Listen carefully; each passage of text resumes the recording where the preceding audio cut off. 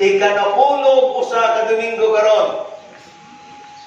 Unya ang atong pagbasa sa nakaagi nga Domingo, kung inyong nahinumduman, niabot ko na iyang inahan o mga igsoon. Pwede na matala si Jesus. Kinsa ang akong inahan? Kinsa ang akong igsoon? Ato nga nito siyang i-expand. Pwede mo matala si Jesus. Kinsa ang akong amahan? Kinsa ang akong kapamilya?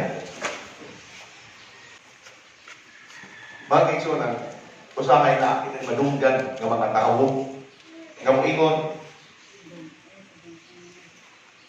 muramag dili ko ikaw amahan. Nakadumog na mo niya na. Muramag dili ko ikaw inahan.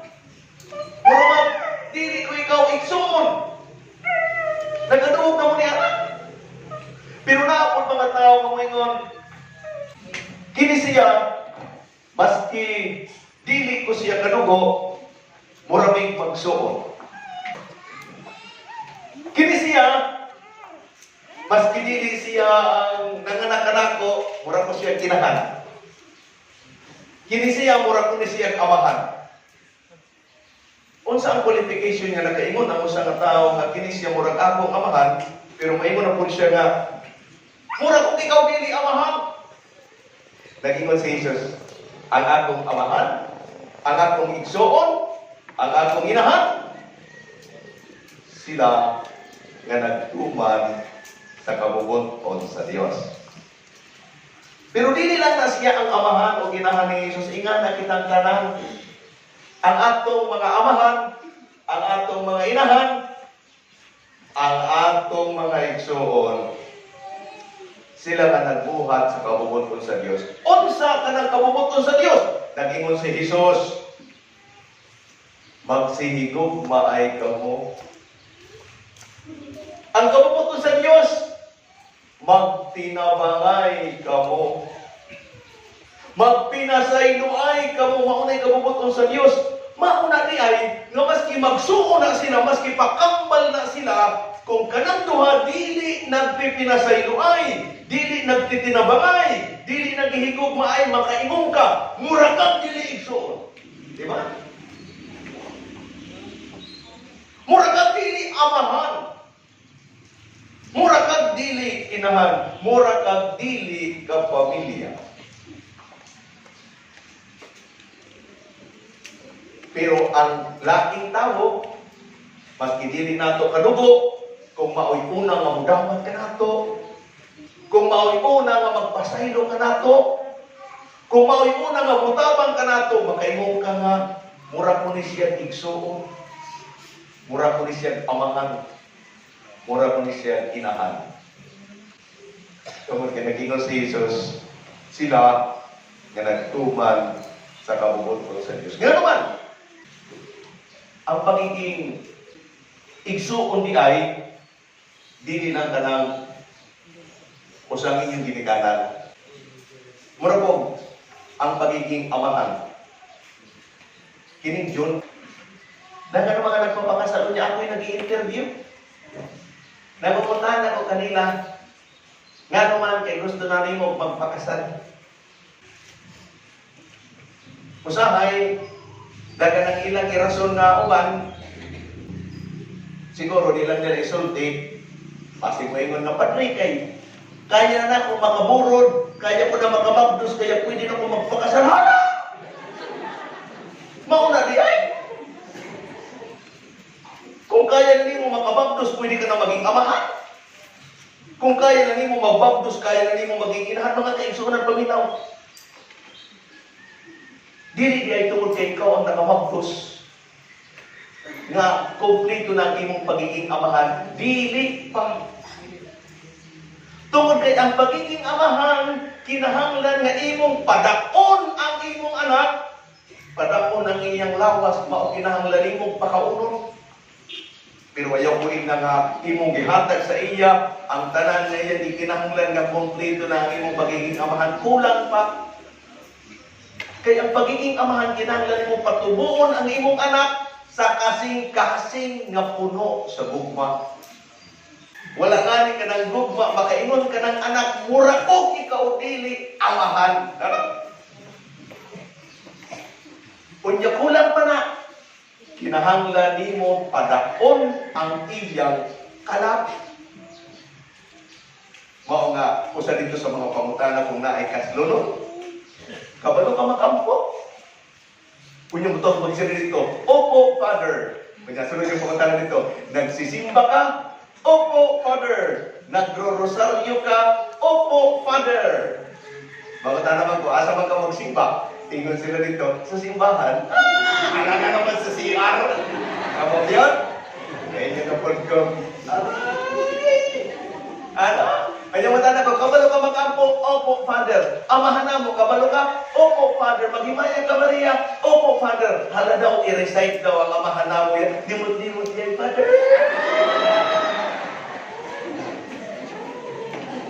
Kanya mamatahan na to. Dili ka pa ka mo makampo. Kunya gusto na nimo maging amahan.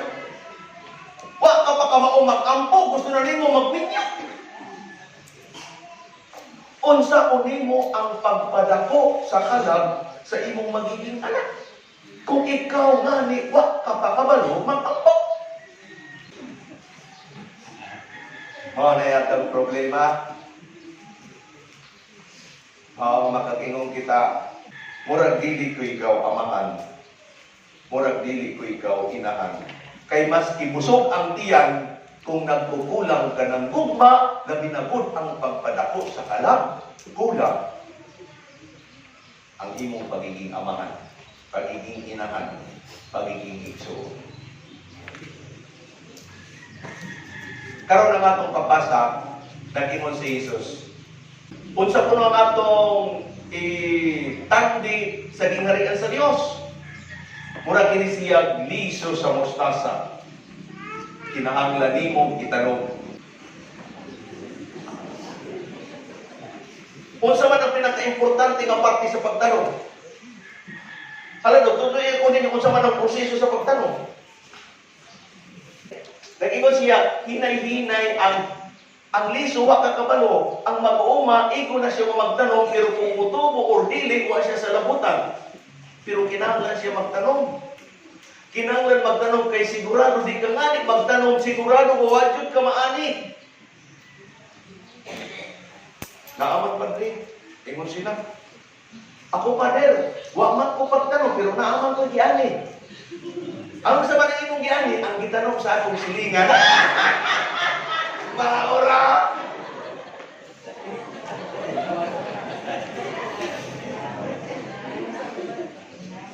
Ayaw lang paghinabot sa inyong silingan. Nagingon lang atong pagbasa, di ngani ka magtanong. Wa ka maani. Kunya, kung unsa imong gitanong, maot ang imong maani.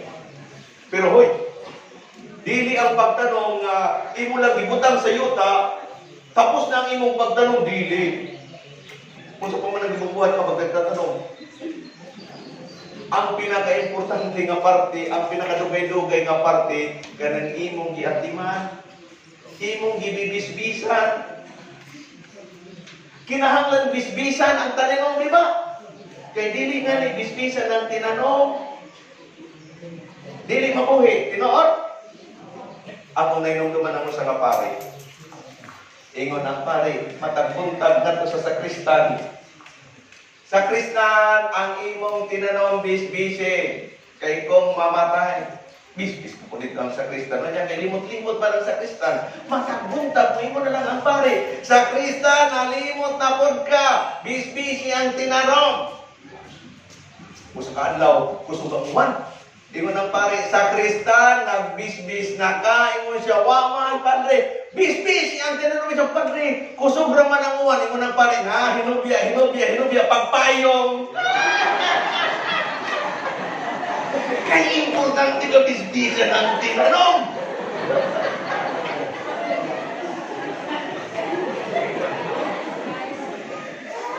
Di nga rin mo. Mao ka na, madali ang magtusok sa pero kinanglan di oya kinanglan ang timanon. Mutubo ang mga sagot. Di nga nimo at timanon. Maski naa kay gitanong, Di ka sigurado nga na at kay maani unya. Kung sibutin no? Kung magtatanong ka di ay, na ay pasensya, maghahatag kang oras. Kunya naging si Jesus, mao kini ang gingarian sa Dios. Mura kang magtatanong og liso. Kunya imong babantayan hangtod nga mamunga. Ngayon kita sa panimalay. Grabe na kadtong mga nagpapakasal pa lang, magsusugod pa lang pagpakasal, magsusugod pa lang pagpamilya. Ang akong pangutana, unsa nga pamilya ang imong gusto? Unsa nga mga anak ang imong gusto? Nga naman, kay naapoy madunggan nga mga ginikanan mo maingon, Father, dili man musunod ang mga kabataan karon lahira sa una. Ang mamutana ko sa mga magpapakasal pa lang, unsa man nga mga anak ang imong gusto? Gusto nimo ka ng mga anak nga gahing ulo? Or gusto nimo kadtong mga anak nga musunod kanimo? Mingon sila, Father, gusto ko kadtong mga anak nga musunod kanimo. Aw, dili na siya moabot dayon. Kinahanglan kag magtanong. Unya, sa imong pagtanong, sa matag adlaw imong aampingan. Imong babantayan, imo langani pabayan, imong mahigigitan, ang imong anak dili mo sunod kanimo. Nganuman tungod kay wala nimo bantayi, wala nimo tudloi. Nganuman kay mingon ka, pabayera na kuy bata pa na, dili pa na kinahanglan sa wayon. Sayop ka, sayop ka, sayop ka. Kay nganuman sa wayon nga nimo imong anak kung elementary na, sa wayon nga nimo imong anak kung high school na, late na ka. Nga naman, gahi na nagbukog. Musukol na na. Kanus na ang pagsaway sa bata, gikan sa pagtanong pa lang. Gamay pa, katong di pa kasukol, mao ka na ang pagsaway. Tanawa na, buabot ang panahon. Musunod na na sila. Tingnan ko, unsa ang pagtudlo sa bata sa pag-ampo? Ayaw pagpamemorize sa Ave Maria. Ayaw pagpamemorize sa Amay Namon. Ayaw. Ayaw pagpamemorize sa nato ako. Dili na mao ang pagtudlo. Di mao. Unsa man ay pagtudlo sa pag-ampo padre sa among mga anak? Ingani. Gikan sa pag-anakan sa imong bata. Kung gipanganak siya karong buntaga o sa oras sa karon. Alas 8. Gipanganak ang imong anak karon alas 8 sa buntag. Pagka alas 6 sa hapon, magrosaryo ka mga pamilya. Ugma, magrosaryo na po. Matag alas 6, magrosaryo ka mo. Tanawa, pag high school sa imong anak, kabalong mag-ampo pero wala nimo pamemorize. Ano? Dili nimo kinahanglan tudloan. Magrosaryo ka lang, makabalo na sila. Unsa ang pagtudlo sa bata sa pagsimba? Ayaw pasimba ka kung high school na, late ka na, musimba man nga na, dili na maminaw. Mapugos-pugos ra na, musimba man to siya kung naay uyab na giuban-ubanan. Kano sa ang pagtudlo? Kanang kung gipanganak ang imong anak Sabado, pagka Domingo, dad-a sa simbahan. Magsimba ka. Kunya matag Domingo, magsimba ka, dad anak siya. Tanawa, pag elementary, pag high school, dili makigdalis kay kabalo sila. Ang matag Domingo, to ami sa simbahan, dili ko magbata. Na ako'y, dito ko sa Bilyano sa una. Bilyano. Dito ko nasay. Kunya, sa Hubay, na dito usang teacher, retired teacher. So, ang iyang nasiyay apo, bago nga panganak, ang bata, muhilang man yun. Di man ko na sa malikay ko niya, kung sa may atong gibubuhat ko ang bata muhilang. Maghimo kitang pamaagi, aron ang bata, dili na muhilang. Karon, lahi ang gibubuhat sa mga tao. Aron ang akong anak dili mo hilak, taga-anak og cellphone, mga kaitsunan sayo ang inyong ibubuhat. Ang bata, dili pwede pakaptod og cellphone kung dili makaabot 12 years old. Dili nga ninyo sundo na, magpo-problema ka mo sa inyong anak, physically and spiritually.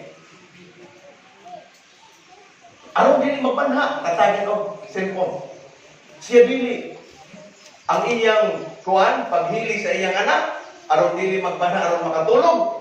Mukanta siya. O sa iyang kanta, ang iyang kanta, Kristo, maluoy ka. Tinuod! Tinuod! Mao ka na ang iyang kanta. O na makadungog na nga ni ka ng bata mo, hilong na, katulog na. Ringon ko, ka ng bata, pagdako, tuangan ito sa simbahan, maminaw dito, magkuhan ko siya. Nga naman, tungod kay karon pa, maunang iyan na agad. Kapag iyan ang madunggan ka ng kanta, mupuyo na lang siya. Pero kantong mga bata, nga maski nakadungog na sa mga, maski tuwa na sa sulod sa simbahan, pero ba na arang ihapon, nga naman, kay wala ko sila tudlugi sa ilang mga ginikanan. Mga kaigsunan, walay mutubo kung wala kay gitanong. Walay mahibaw-an kung wala kay gitudlo. Kaya mo yung gawin. na ay dito ko sa kaibigan sa una na assign, na ay nagingong ka na ako, Father, kabangigan ko. Ano man, ang ako, hindi naman gusto mo uban ka na ako pag rosaryo. O kung ano man, nasa unang padre, kay mo uban man to, kunya karon di naman. Kung sabay nahita mo, nag-ayot ko to sa ako kuan, cellphone, niya akong gitagaan, o niya, nagro-rosaryo ko dito, naging mamamadali lang, kaya ako lang tapuson, kay hataas ng akong score sa email, so ako lang siya ipatapos, karon pa rin na gusto mag-apply sa akong rosaryo, kung Lola, ayaw ko gigamong-among sa imong sana.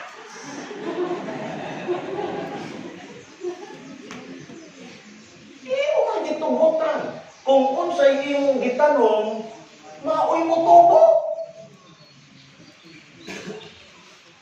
Ngano kay imong gitubutan sa sayo?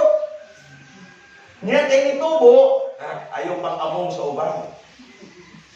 Kay kung unsay imong gitanong, maoy mo tubo. Tanawan ninyo, kabalo ang inyong anak mamalikas. Nakadungog mo sa inyong anak mamalikas.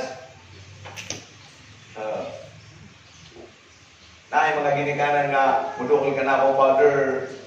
Kining among mga anak lisod sa wayon kabalo na mamalikas. Ang atong dahil pangutanakin sa may ginikanan. Basig imong gitudloan, Father, huwag may magtudlo, oy. Maayo, wag tayo magtudlo. Siguro, wala ko siguro yung naangain-anin yung pagmali ka sa dili. Nakoy, nahikitan sa unang episode sa Wawa. Nakapagpantay mo sa Wawa, ang Wawa, ang host, isa man, si Willie Ridillame. Unya makausa si Willie, ang iyang bata nga gi-interview. Gamay, siguro mga 4 years old. Pero bibo kayo, babae. Sus, ginumo.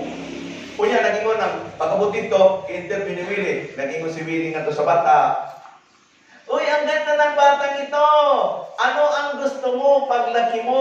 Masama ka ingon sa bata. Gusto ko maging nanay. Ang taas ng pangarap. Ang gusto niya maging nanay.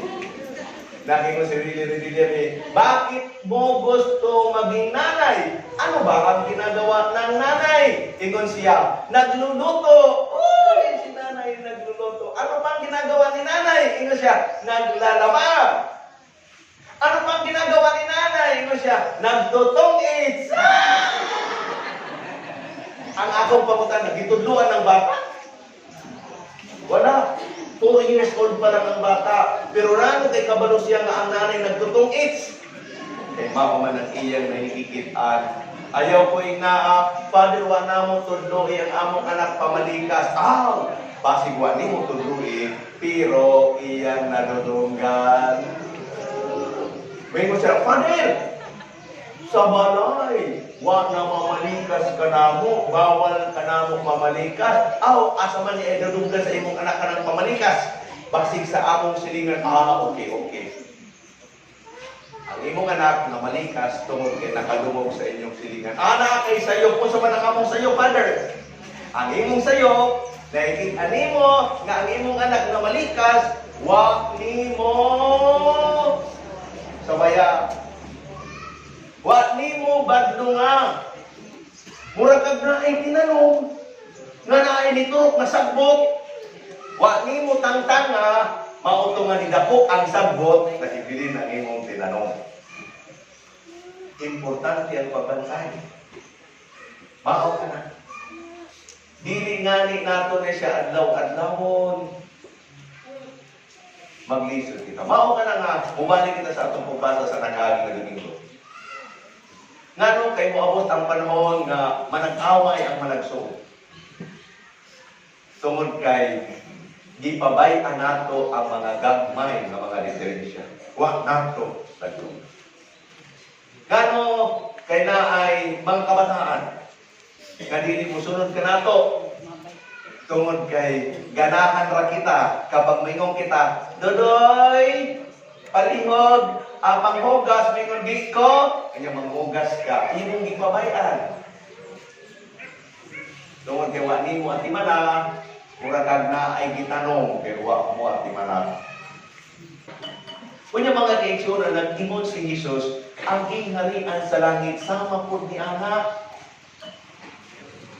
Kinahanglan nimo pagtiyagaan, kinahanglan nimo itanong, kinahanglan nimo bantayan, kinahanglan nimong bisbisan matag adlaw, kung dili man matag adlaw, matag Domingo. Kay walay motubo kung wala kay gitanong, or kung naa ka may gitanong, malaya kung dili nimo atimanon. Mao di ay na kinahanglan magbalik-balik kita magtiyaga. Tungod kay gusto nimo makaabot sa gingharian sa Dios, kinahanglan magpadayon kita. Dili lang moingon nga ay mga tao nga magreklamo, moingon Ginoo, ngano kay wala man nimo gihatag kanako ang akong gipangayo, nag-ampo na ngani ko. Alam, karon pala ngani siya nag-ampo. Tingnan nila. Kay usa nga lalaki kasi ginom. Nag-ininom. Siguro ibutan nato nga gikan sa, para madali ang pag-compute, gikan sa 20 anyos siya nagsugod na siya inom. Hangtod sa nagsa-60 anyos siya, sige na diya pag-ininom. Pila na katoy? 40 anyos sige niya kay inom. Unya, pag sa 60 niya, nag-ingon ng doktor, dili ka na pwede mag-inom kay naanay diferensya ang imong atay. Aron matambalan ka, ingon siya, im na kining tambal, mao inang imong resita, im na kini adlaw-adlaw. Para mag-ayo ka. Palit siya tambal, unya sige niya ginom adlaw-adlaw usa ka bulan, mura magwa may nagbabag sa iyang kaugalingon, sa iyang lawas. Ipadayon siya, ikaduha ka bulan. Mura pang parehas namang gihapon ang iyang inaabad na sakit. Ikatulo ka bulan, sige kay inom og tambal, nimo siya, nagagastos ako. Dili man gihapon ko mag-ayo. Pasakiton raman gihapon ko. Reklamo siya, Father, di na ko inom og tambal.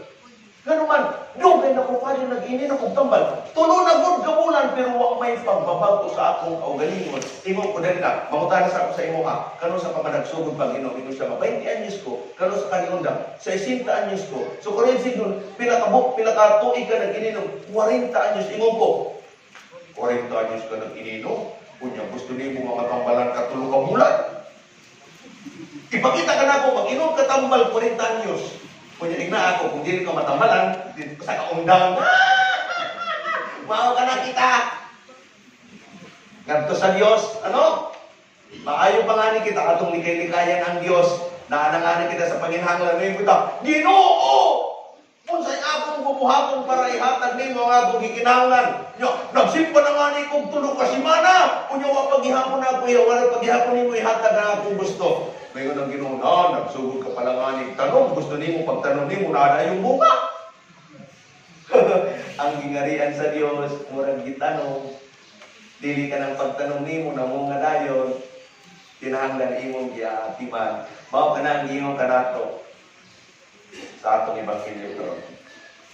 Ang gingarian sa Dios, sama sa liso sa mustasa. Imo nga ni karomon, itanong mo sa iyo, kunya atiman mo sa matag adlaw, imong mahigigitan nga mamumunga na siya. Kunya ang bunga, papakinabangan, dili lamang sa nagtanong, pero pati sa mga kalanggaman sa kanila. Mga kaigsunan, usa diay nga importante nga atong kinahanglan buhaton, ibutang sa atong kaugalingon, kanang pagpadayon, patience, perseverance. Mas giasa kita nga parte sa atong kinabuhi. Sama sa atong pagiging mga ginikaran. Karon nga Father's Day atong gihandog ang pagiging mga amahan. Ingon ko kanina, daghan karon ang mga nasasayo. Ang ilang pakaingon, kung kaya nila makapagpablos, amahan na sila dili. Dili. Maski pa naa kay napulo nga anak, dili pa buting nun nga kumpleto ng imong pagiging amahan. Kay importante sa tanan, kanang gugma o pagsunod sa pagtuturo sa Diyos. Ang tinuod nga amahan, dili kanang nakapagpatukod kag dako nga balay para sa imong mga anak. Ang maayo nga amahan, kadto magdadala sa imong mga anak ngadto sa gingharian sa Dios. Mao nga usa sa pinaka-importante nga pangutana bago kaslunon ang mga tao. Kung ano ka magampo? No father dili, no? Di ka pa nga ni kabalo mag-ampo, gusto na nimo magpili. Ang imong anak, imong pakaunon, kulang pa na. Kaya kinahanglan nimo padako na niyang kasing-kasing nga puno sa gugma, pero labaw sa tanan. Kinahanglan imong tudloan ang imong anak og tarong nga butang aron dako ang iyang tanan.